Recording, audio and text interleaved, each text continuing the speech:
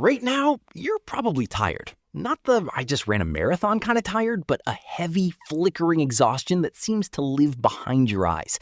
We call it burnout. It's that feeling that no matter how much you sleep, you're still behind. A constant low-grade buzzing of too much to do and not enough time. But for 99.9% of human history, this feeling didn't exist. For over 300,000 years, your ancestors faced lions, deadly winters, and the constant threat of starvation. But they never felt burned out. They didn't have Sunday scaries, they didn't have midlife crises, and they certainly didn't feel like they were failing at life. Tonight, we're going to step back into the world before productivity was a word. We're going to explore why your brain feels like it's malfunctioning in the modern world and the fascinating lost rhythm of human life that we traded for a paycheck. Because the truth is, your body isn't broken. It's just remembering. Imagine you were waking up 20,000 years ago. You don't have an alarm clock. You have the sun. When you open your eyes, you aren't thinking about your to-do list. In fact, you don't even have a word for work. For our ancestors, work and life were the same thing. You gathered some berries, you tracked an animal, you fixed a leather strap.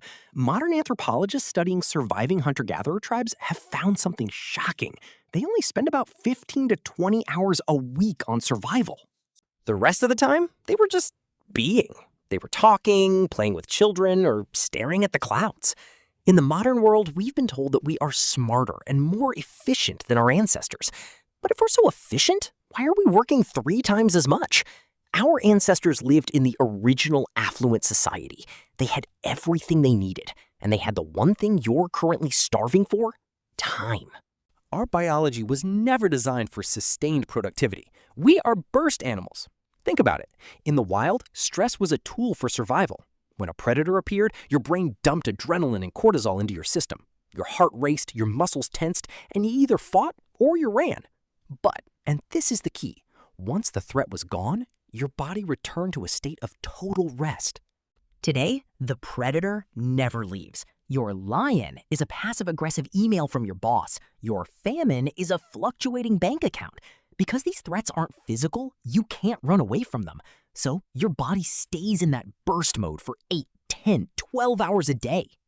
Burnout isn't a lack of motivation. It is your nervous system's way of screaming that it's been in survival mode for 3 years straight without a break.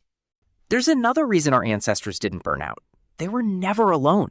In ancient times, privacy was almost non-existent. You ate together, you hunted together, and you even slept in a pile of bodies for warmth and safety. To us, that sounds claustrophobic, but to your brain, it was the ultimate stress buffer. If you were sick, the tribe fed you. If you were tired, someone else watched the fire. The burden of existence was shared across 30 pairs of shoulders. Today, we've traded that communal safety for independence. We live in private houses with private problems, and we wonder why the weight of the world feels like it's crushing us. Burnout is the price we pay for being disconnected.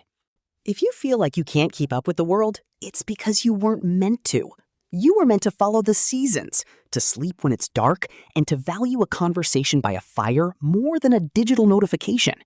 Your ancestors didn't have medicine or hospitals or the internet. Their lives were often short and dangerous, but they had a peace of mind that we are currently spending billions of dollars trying to buy back in therapy and self-care apps. Next time you feel that flickering exhaustion, remember, you aren't a broken machine. You are a biological masterpiece designed for a world that no longer exists. Maybe the cure for burnout isn't working harder or optimizing your routine. Maybe the cure is simply remembering who you are. If you've ever felt like your brain is just an evolutionary echo, hit subscribe. We're going deeper into the lost history of us.